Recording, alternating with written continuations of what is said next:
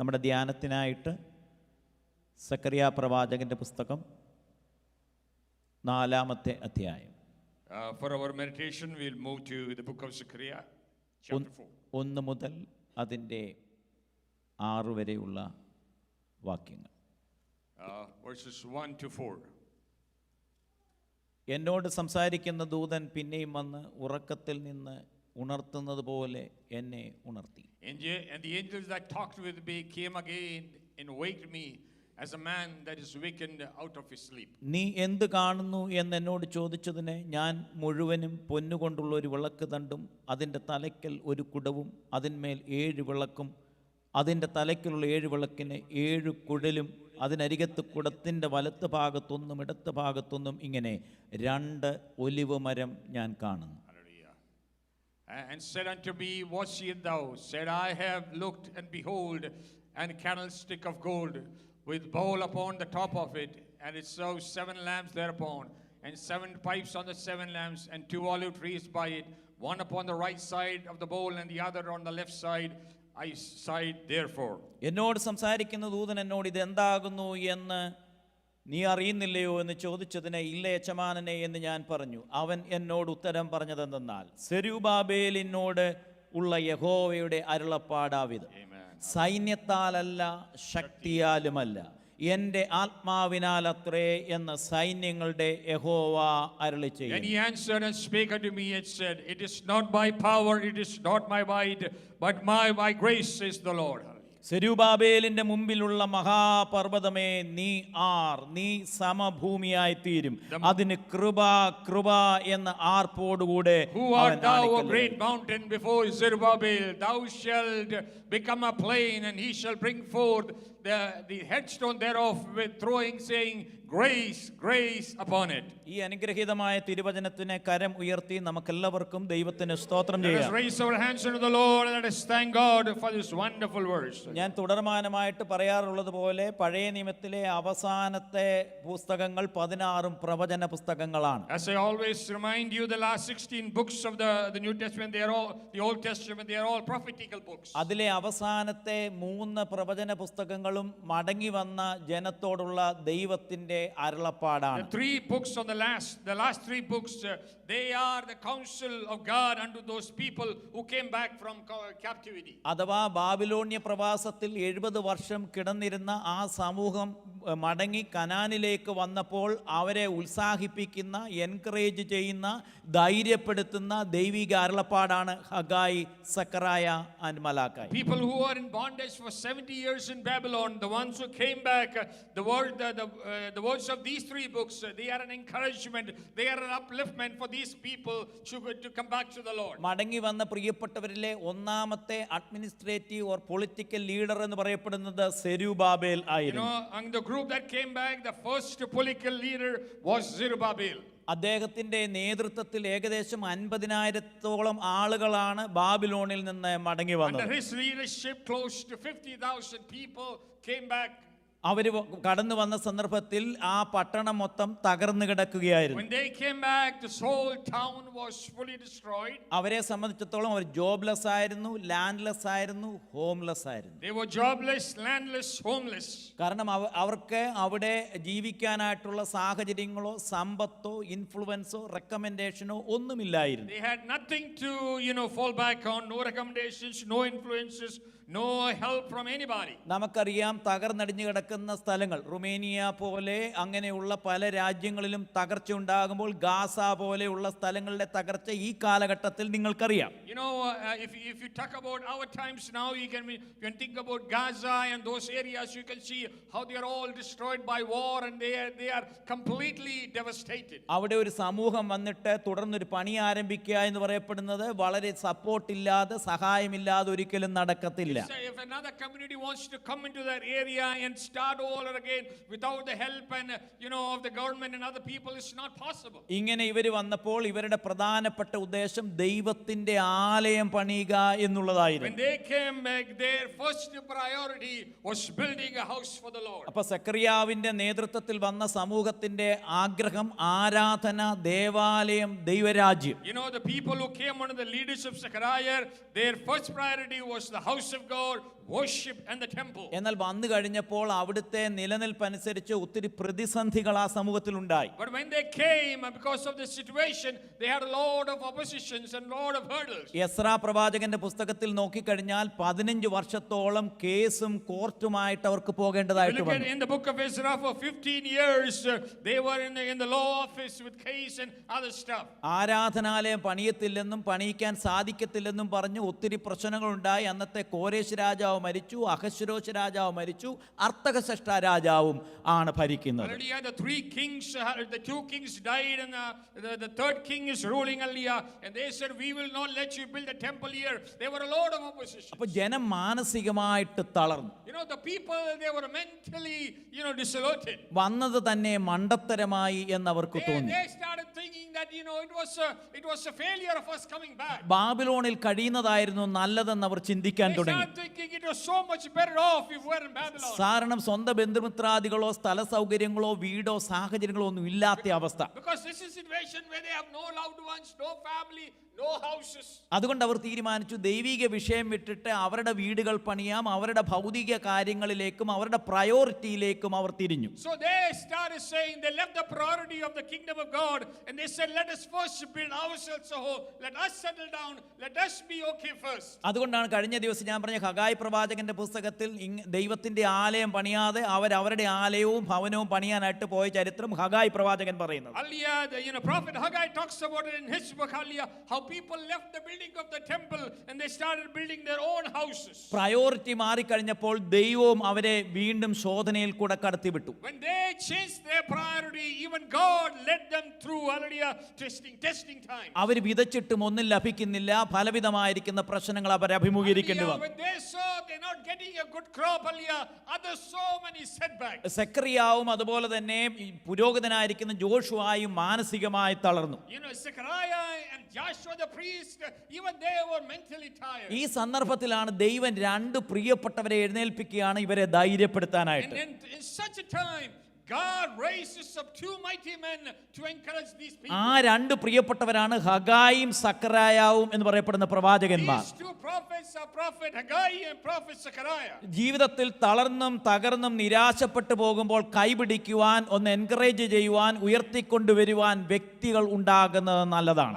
When we are desolate in life, when we are fallen down, when we are set out, when we are so downtrodden, when there are people there to uplift you, to encourage you, it is so good. ഒരു സഭ, ഒരു കുടുംബം എന്നൊക്കെ പറയപ്പെടുന്നത് തകരുമ്പോൾ, താഴുമ്പോൾ, നിരാശപ്പെടുമ്പോൾ അവരെ കൈത്താങ്ങലോടുകൂടെ വീണ്ടും ഉയർത്തിക്കൊണ്ടുവരിക എന്നുള്ളത് വളരെ പ്രധാനപ്പെട്ടതാണ്. When a family or a church, when they are going down or when they are in problem, when there is a hand there to lift them up and encourage them, it is so nice. അതുകൊണ്ട് നമ്മൾ ഒരു സഭയിൽ കൂടി വരുമ്പോൾ, നിങ്ങളൊരു സമൂഹത്തിലായിരിക്കുമ്പോൾ നിങ്ങളെ support ചെയ്യുവാൻ, encourage ചെയ്യുവാൻ, ധൈര്യപ്പെടുവാൻ നിങ്ങൾക്ക് ഒരാൾ ഉണ്ടായിരിക്കണം. As a church or as a community, when you go through difficult times, there should be somebody there to support you and lift you up. നിങ്ങളുടെ വിഷമങ്ങളും നിങ്ങളുടെ സങ്കടങ്ങളും ഒക്കെ പറയാനായിട്ടും അതിനൊരു പരിഹാരം, നിങ്ങളുടെ വീക്ക്നെസ് മനസ്സിലാക്കി തന്നെ നിങ്ങളെ എൻകറേജ് ചെയ്യാൻ കഴിയുന്ന ഒരാൾ ഉണ്ടായിരിക്കണം. There should be a person who you can go and cry on his shoulders, who knows your weakness, who understands you, and who you can open up to. നമ്മുടെ പെന്തക്കോസ്ത് സമൂഹം സംബന്ധിച്ചിടത്തോളം ഒരാൾക്കൊരു സാമ്പത്തിക നഷ്ടമോ മാനസിക നഷ്ടമോ ഉണ്ടായാൽ നമ്മൾ അവരെ ധൈര്യത്തോടെ സപ്പോർട്ട് ചെയ്യത്തില്ല. എന്ത് സംഭവിക്കുമെന്ന് നമ്മൾ ചിന്തിക്കും. In our Pentecostal community, when somebody is mentally sick or financially down, we don't go and help them. We look at them with a different look. പിന്നെ നമ്മളുടെ ഉപദേശമൊക്കെ നോക്കി അത് വിശുദ്ധിയാണോ അശുദ്ധിയാണോ എന്നൊക്കെ ചിന്തിച്ച് മാത്രമേ നമ്മൾ ഇടപെടത്തുള്ളൂ. Then we look at our doctrine and say whether it is pure and holy, and only then do we indulge into it. എന്നാൽ തകരുന്നവരെയും മാനസികമായി തളരുന്നവരെയും ധൈര്യപ്പെടുത്തുക എന്നുള്ളതാണ് ഒരു സഭയുടെ നിയോഗവും ദൗത്യവും എന്നുള്ളത്. It is the calling of the church, it is the duty of the church to go and help the downtrodden, to help the helpless. സെക്രിയ പ്രവാചകന്റെ പുസ്തകത്തിൽ 8 ദർശനങ്ങളാണ് പ്രവാചകൻ കാണുന്നത്. In the book of Zechariah, he sees 8 visions. ഈ 8 ദർശനങ്ങളും ഒരൊറ്റ രാത്രിയിൽ കണ്ട ദർശനങ്ങളാണ്. All these 8 visions he saw it in one night itself. നമ്മൾ വായിച്ച ദർശനം 5ാമത്തെ ദർശനമാണ്.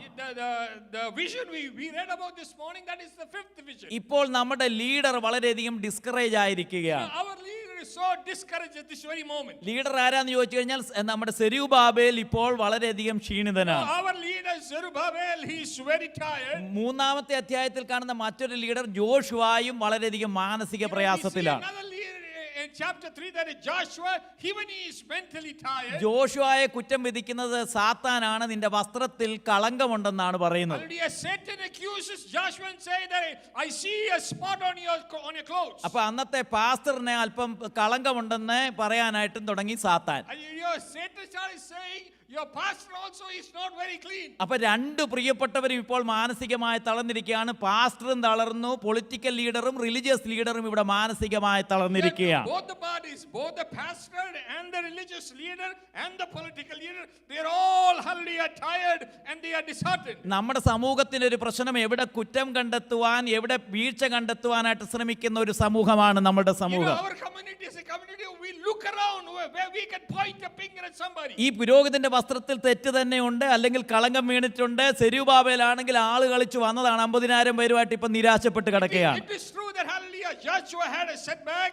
And the Zerubbabel, hallelujah, he came very proudly trying that thing that he might do something great. എന്നാൽ ഇതിന്റെ സാഹചര്യത്തിൽ സെക്കറിയാവിന് ദൈവം ഒരു വലിയ ദർശനം നൽകുകയാണ്. And in the midst of all this, God is giving Zechariah a vision. ആ ദർശനം ഒരു വിളക്കിന്റെ ദർശനമാണ്. Hallelujah, that vision is a vision of a candlestick. അതിന് 7 തണ്ടുകൾ ഉള്ള ഒരു വിളക്കാണ് അവിടെ കാണുന്നത്. It has got 4 branches. അത് പൊന്നുകൊണ്ട് പൊതിഞ്ഞ വിളക്കാണ് അവിടെ കാണുന്നത്. That candlestick is fully covered in gold. ആ വിളക്കിന്റെ 2 സൈഡുകളിലായിട്ട് ഒലിവ് മരം നിങ്ങൾക്ക് കാണാൻ സാധിക്കും. You can see olive trees on left and right side of the lamp. ശ്രദ്ധിക്കുക, ഈ വിളക്കെന്ന് പറയപ്പെടുന്നത് ഇസ്രയേൽ എന്നറിയപ്പെടുന്ന പ്രകാശിക്കേണ്ട ഒരു ദൈവസഭയാണ്. You know, this lamp stands for Israel, who should be burning great for the Lord. അതുകൊണ്ടാണ് നിലവിളക്കുകളുടെ ഇടയിൽ ഉലാവുന്ന ദൈവത്തെ നമുക്ക് വെളിപ്പാട് പുസ്തകത്തിൽ കാണാൻ കഴിയുന്നു. We see a God who is walking among the candlesticks. അപ്പൊ ആരാണ് വിളക്കെന്ന് പറഞ്ഞു കഴിഞ്ഞാൽ സഭയാണ്, ഇസ്രയേലാണ് ഈ വിളക്ക്. Who is this lamp? Hallelujah. It's the church, it's Israel. ഞാനും നിങ്ങളും ദൈവത്തിന്റെ വിളക്കുകളാണ്. You and me, we are the lampstands of the Lord. അവിടെ രേഖപ്പെടുത്തി അത് പൊന്നുകൊണ്ട് പൊതിഞ്ഞിരിക്കുന്നു എന്ന് രേഖപ്പെടുത്തിയിരിക്കുന്നത്. അതുകൊണ്ട് പൊന്ന് കാണിക്കുന്നത് ശ്രേഷ്ഠതയെ കാണിക്കുന്നതാണ്. Gold shows, hierarchy. ദൈവത്തെ സംബന്ധിച്ചിടത്തോളം തന്റെ സഭ ഏറ്റവും പ്രധാനപ്പെട്ട ട്രഷറാണ്, പൊന്നാണ്. As far as God is concerned, the church is the highest point. It is like gold. ഇന്ന് പകൽക്കാലം ഞാനും നിങ്ങളും ദൈവത്തിന് പ്രധാനപ്പെട്ട ആളുകളാണ്. Be reminded this morning, you and me, we are the first priority of God. എന്നെയും നിങ്ങളെയും പ്രകാശിപ്പിക്കുവാൻ വേണ്ടി വിളിച്ചവനാണ് സ്വർഗത്തിലെ ദൈവം. The God of heaven has called us so that he can make us shine. എന്നാൽ ഇവിടുത്തെ പ്രശ്നം എന്താന്ന് ചോദിച്ചു കഴിഞ്ഞാൽ ഇവിടെ സെരൂബാബേലിനെ ഉണർത്തുകയാണ്. ഉണർത്തി എന്നാ രേഖപ്പെടുത്തിയിരിക്കുന്നത്. എന്നിട്ട് പറയാണ്, നീ നോക്കാൻ പറയാണ്. ലുക്കപ്പ്, നീ എന്താ കാണുന്നത് നോക്കാൻ പറഞ്ഞു. അപ്പോൾ കാണുന്നത് 7 തണ്ടുകളുള്ള വിളക്കിങ്ങനെ നിൽക്കുകയാണ്. അതിന്റെ സൈഡിൽ 2 ഒലിവ് മരങ്ങൾ. നമുക്കറിയാം ഇസ്രയേൽ ജനത്തെ സംബന്ധിച്ചിടത്തോളം ഓയിൽ പ്രൊഡക്ഷൻ വളരെ പ്രധാനപ്പെട്ടതാണ്. അവരുടെ ഉപജീവന മാർഗം കൂടെയാണ് ഓയിൽ എന്ന് പറയപ്പെടുന്നത്. അവരെ സംബന്ധിച്ചിടത്തോളം അവരുടെ കാർഷിക മേഖല തകർന്നിരിക്കുകയാണ്. അവരുടെ സാമ്പത്തിക മേഖല ഇടിഞ്ഞിരിക്കുന്ന ഒരു സാഹചര്യമാണ്. അങ്ങനെയെങ്കിൽ വിളക്ക് കത്തണമെങ്കിൽ ഓയിൽ വേണം. അതുകൊണ്ടാണ് ഈ ഓയില് ഈ വിളക്കുമായിട്ട് ഡയറക്റ്റ് കണക്ട് ചെയ്തിരിക്കുകയാണ്. അതുകൊണ്ട് ഈ വിളക്ക് കത്താനായിട്ടുള്ള ഓയിൽ ഡയറക്റ്റ് ആയിട്ട് ഈ വൃക്ഷത്തിൽ നിന്ന് തന്നെ കണക്ട് ചെയ്യപ്പെട്ടിരിക്കുകയാണ്. ഈ സമൂഹത്തെ സംബന്ധിച്ചിടത്തോളം പ്രകാശിക്കാനായിട്ടുള്ള റിസോഴ്സസ് ഇല്ലാതിരിക്കുമ്പോൾ ദൈവം പറയുകയാണ്, ഞാൻ ഒലിവിനെ ഇതിനോട് കണക്ട് ചെയ്തിരിക്കുക.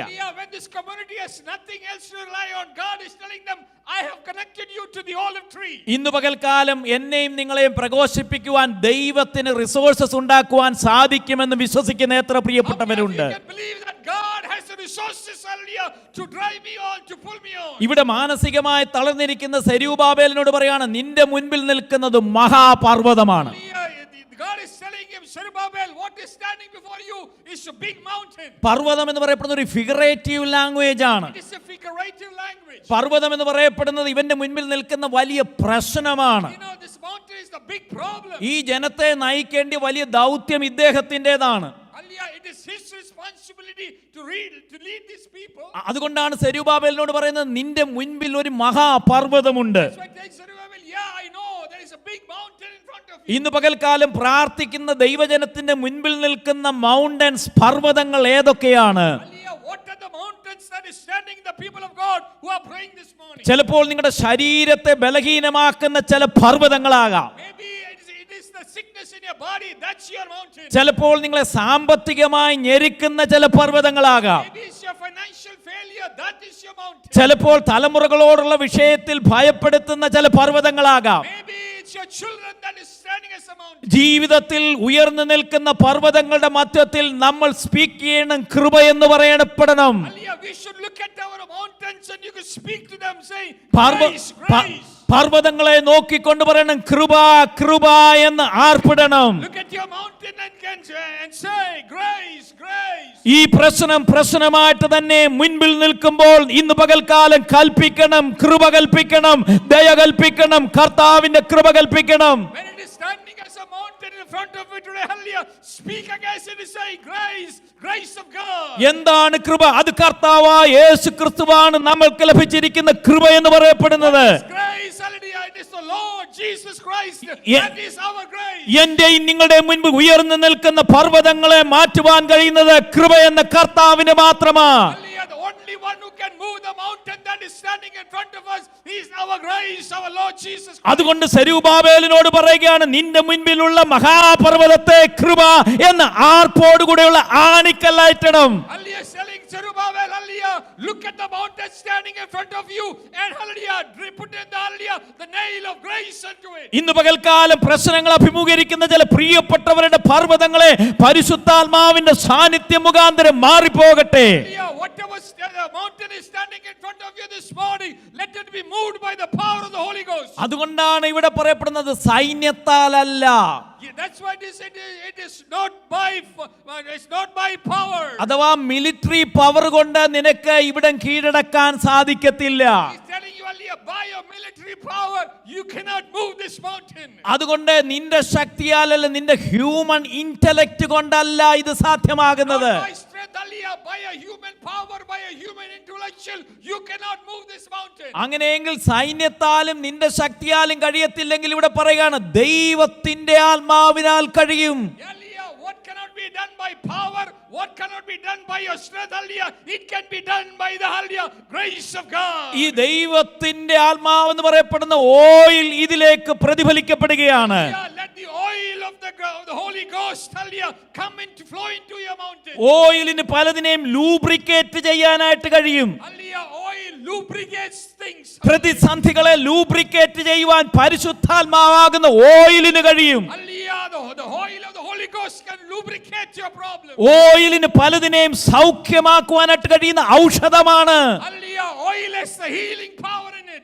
അതുകൊണ്ടല്ലേ പറയുന്നത്, സൗഖ്യമാക്കുവാൻ തക്കവണ്ണമുള്ള ശക്തി എന്നിൽ നിന്ന് പുറപ്പെട്ടു എന്ന് പറയപ്പെടുന്നത്. It says, hallelujah, the power of healing went through me. ഓയിലിന് പലതിനെയും പ്രകാശിപ്പിക്കുവാൻ കഴിയുന്നതാണ്. Oil can brighten things. അതുപോലെ തന്നെ ഓയിലിന് പലതിനേക്കും വീണ്ടും ശക്തി പകരാൻ കഴിയുന്നതാ. Hallelujah, oil can, hallelujah, give power to people. ഓയിലിന് പലതിനെയും ചലനാത്മകമാക്കി തീർക്കുവാൻ കഴിയുന്നതാ. Hallelujah, oil can move things. ഓയിലിന് പലതിനെയും വീണ്ടും അലങ്കാരമാക്കി തീർക്കാൻ കഴിയുന്നതാ.